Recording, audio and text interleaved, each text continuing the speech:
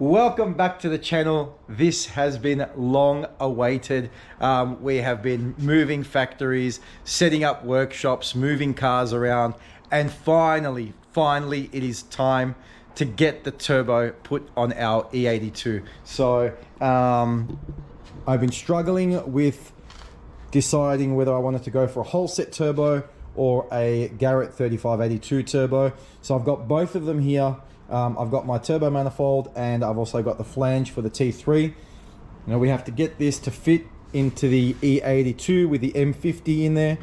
Was a little bit trialing getting this engine to fit, but surprisingly the engine fits quite well.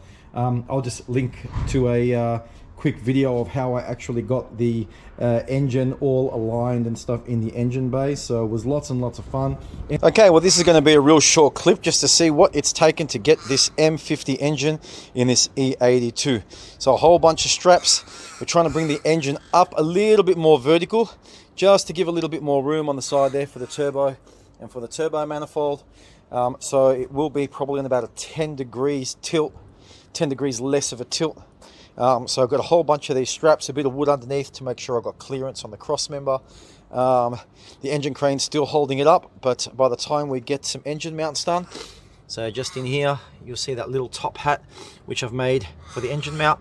And that it's got a plate that I'm going to put on the side there, on the actual block itself. And then literally just fill in the gaps, weld it, and cross our fingers. All right, so sadly I didn't have all my GoPros to film all this, but engine mounts are mocked up. I've just welded them up. They can be obviously trimmed down and made a little bit more neat, but considering I just want them to be as chunky and as strong as possible, because the last thing I want is breaking these engine mounts at a track day. So obviously already a massive upgrade on the aluminium ones, but it's official. The M50 is in the E82. Engine mounts are made. The engine has been tilted up this way, you can see my hand, by about 10 to 15 degrees, and that's going to allow for a whole lot more room coming down the side of the engine here, so we can get our turbo manifold off and mount our turbo. So the goal at the end of this video is to be able to bolt both these turbos on and making sure that they both fit. So if I decide to run with a HX35, then I can. If I decide to change to the 3582, I can. This one needs to be rebuilt, and I've got a core for that, so I can rebuild that turbo. This turbo here is come off a Cummins diesel from a generator, so it hasn't had a lot of use, and the generator only runs obviously when power runs out, so it's an electricity generator. So very minimal kilometers on this one. Now, turbo manifold wise, I've made this into a two-piece, so it's one of those cheapo low mount T3 manifolds that you can buy off eBay, and someone gave it to me, and it has been flipped upside down on the front. The back's been cut. It now brings the pipe forward. So what this allows me to do is only work with the front section instead of having to bolt on and off the whole section at the same time. Also, if I'm at a track, I don't have to get to these bolts down the back. So if I need to take it off for some reason, or let's say for instance we just need to get this section off, 2 bolts here in the side here will allow this front section to come off. So I can take this apart, literally mount that to the engine. Then we're going to start dummying up and seeing how we're going to fit it all, tack it all together, and then obviously get the manifold all welded together and finished off. So hopefully at the end of the day it'll look something like that by the end of this video. A little bit different with this video. I'm not going to be rushing through everything. I'm pretty much going to film the whole process of getting the manifold on, lining up the turbo, welding it up, and then making sure that both turbos fit. So like I said, if I ever change my mind, other big difference is if I do run the whole set, I only have to run a oil line to the top of the turbo. I don't have to worry about water, whereas if I run the 3582, I need to also organize water lines on the side of that. So let's get to work, and hopefully by the end of this video we've got a turbo. Not going to be making choo-choo noises, but the turbo will be mounted, and that'll be a massive step, because that means that I will be able to start putting on the manifolds, wiring looms, and all the hoses and everything to go with it. So let's get to work. First things first, we'll get this manifold on.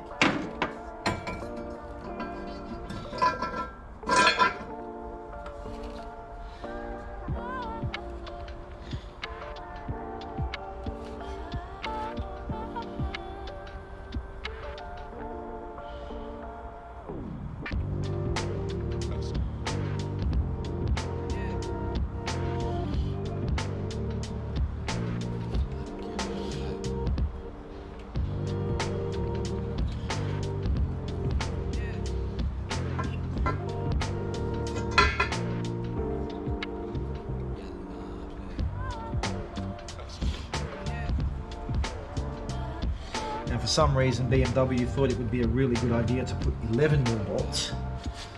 Nuts, so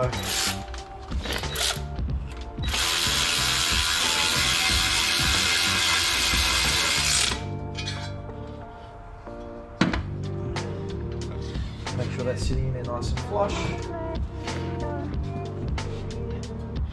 Now there's already a bit of an angle on that, so I'm hoping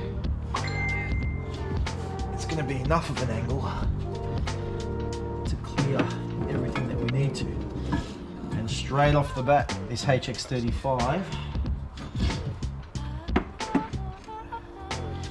looks like it's not going to fit in our area, so I've got a feeling we might have to stick to the 35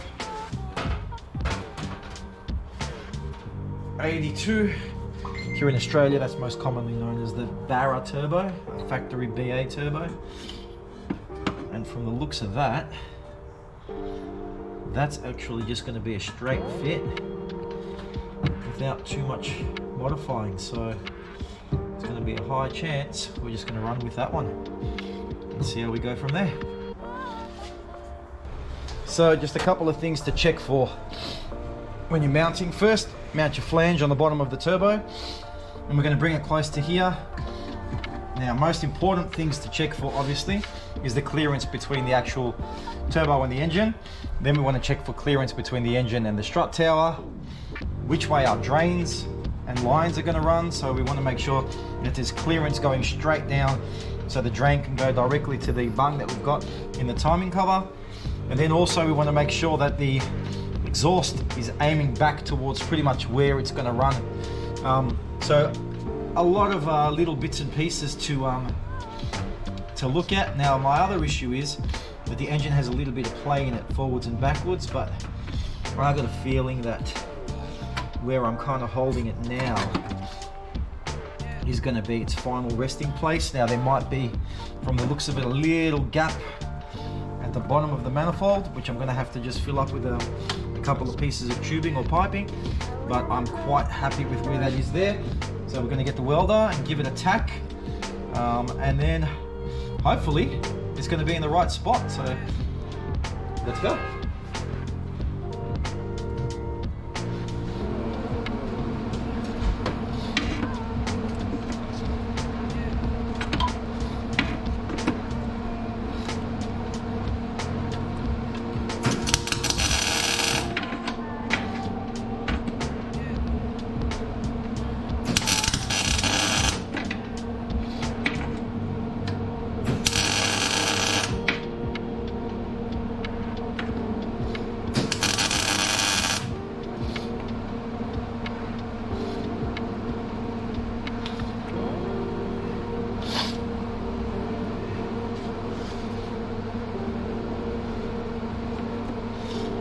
Okay, and I think I'm happy there.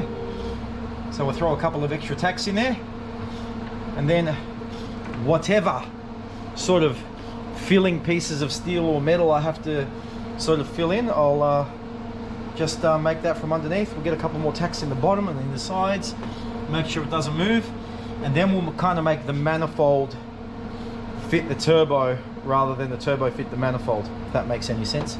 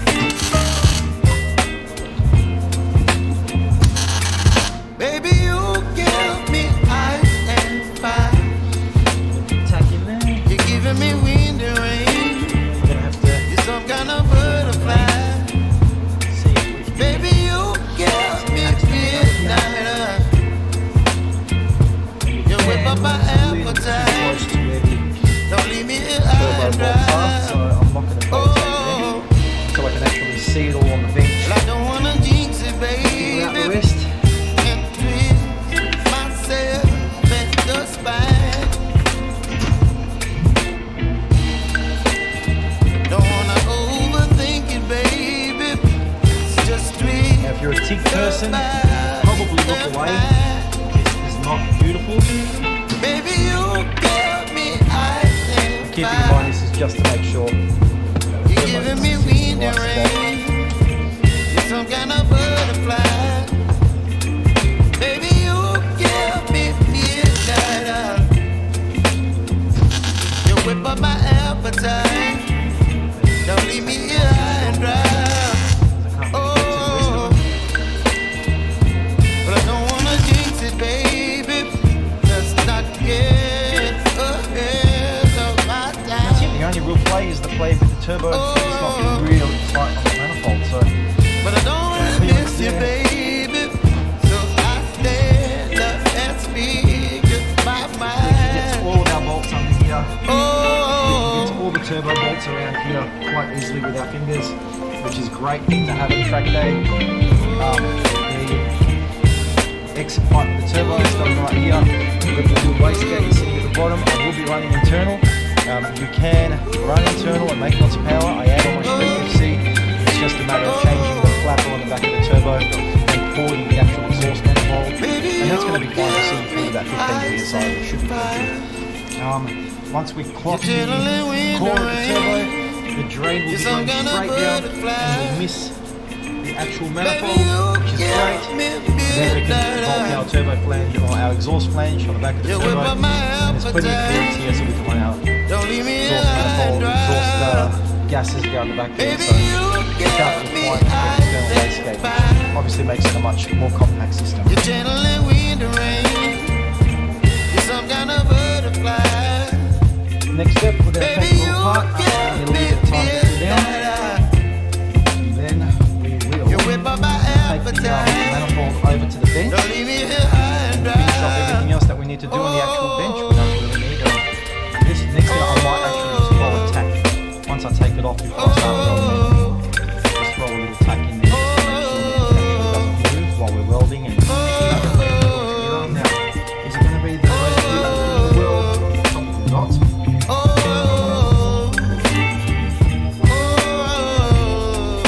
But is it going to work? Yes. How long is it going to work for? I guess we're going to find out next time we take the car out. So,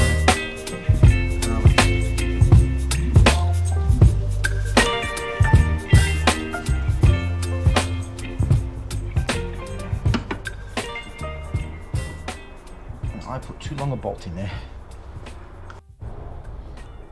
Alright. She's finally out.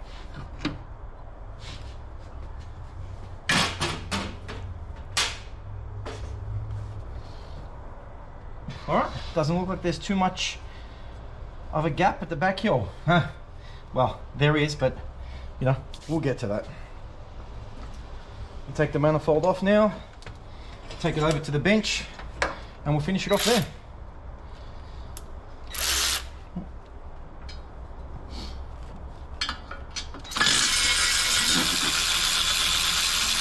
So here's our starting product, not our finished product. And as you can see, this runner here has come up short and the rest of the runners are all going directly in there. So a couple of options. You could just cut a little slither of steel, add it in there, but it's a little bit close there. So what I'm gonna do is just take a bit out of this pipe and just change its trajectory, just so it comes in a little bit more, and then it'll also give me the clearance for that bolt there, just to make sure that we're not welding over that hole. And I guess it's actually pretty good. Then when we finish up, I'm going to pull out the die grinder and go around all of this, make sure all this is welded well, and then I'll go die grind the whole thing, and then it's as good as it's going to get.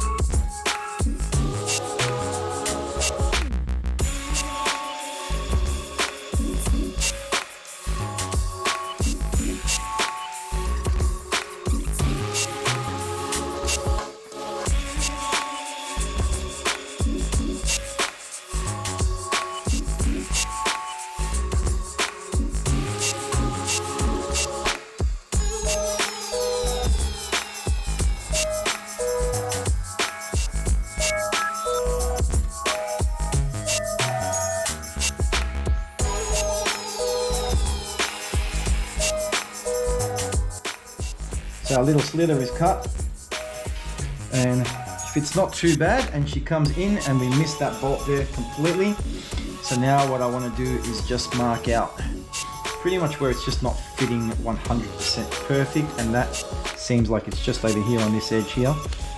So we're going to give this a little bit of a trim just through there, and we'll hit it with our flat disc, and then that's pretty much going to do it.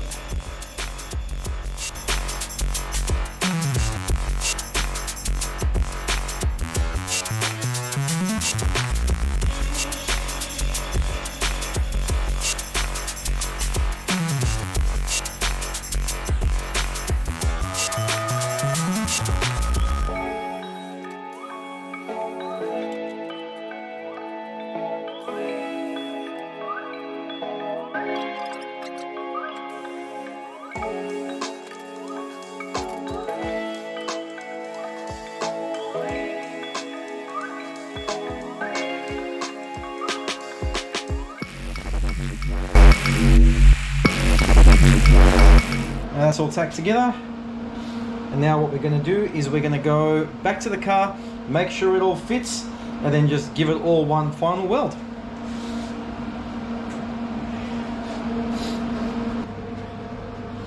Okay, now this is just mainly to make sure nothing's moved. In the interim,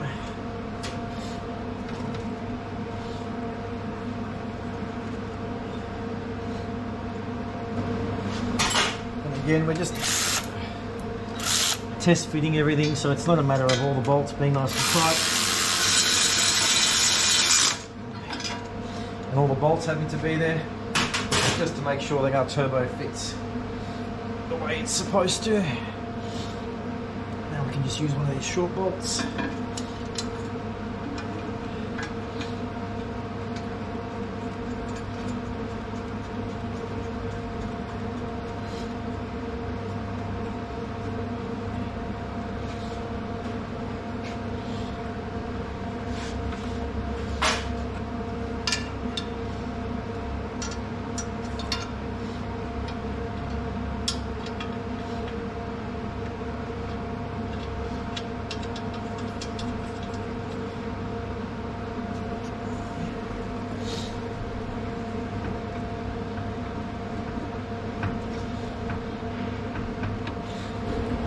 Alright, there's all our clearances.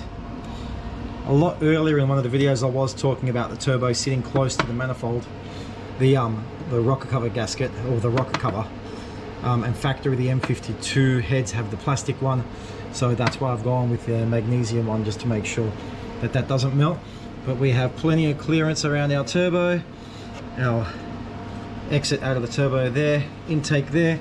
It's also going to allow for clearance just here so we can get to our radiator, and then overlap maybe with a little air filter over there. Might have to go for a smaller air filter than what I prefer, but keeping in mind this car was never meant to have this engine in it, and it was never meant to have this size turbo on an M50 in this chassis. Again, it would normally have the 3-litre turbo, and then the turbos would sit right in underneath the engine, but that's a little boring for us. Plus we've got the steering shaft down there, so I don't see where we were going to fit anything. And I'll take this away now, weld it all together, and then pop it back on the car, and that is going to be complete. And then I'll do another video on pulling this apart, cleaning it, and putting in our new core, which has been purchased, which has a machine from Solid front wheel. So I'm interested to see how that's going to perform. But we're going to leave the turbo for the next episode. So thank you all very much for watching. Wrapped that the car finally has a turbo sitting on it. And if you're liking the content, you love BMWs, and you want to see some cars getting built, some drifting, or you want some info about turbos, subscribe to the channel, hit that like button and notification, and then you'll know when I've uploaded the next video. So thanks for watching.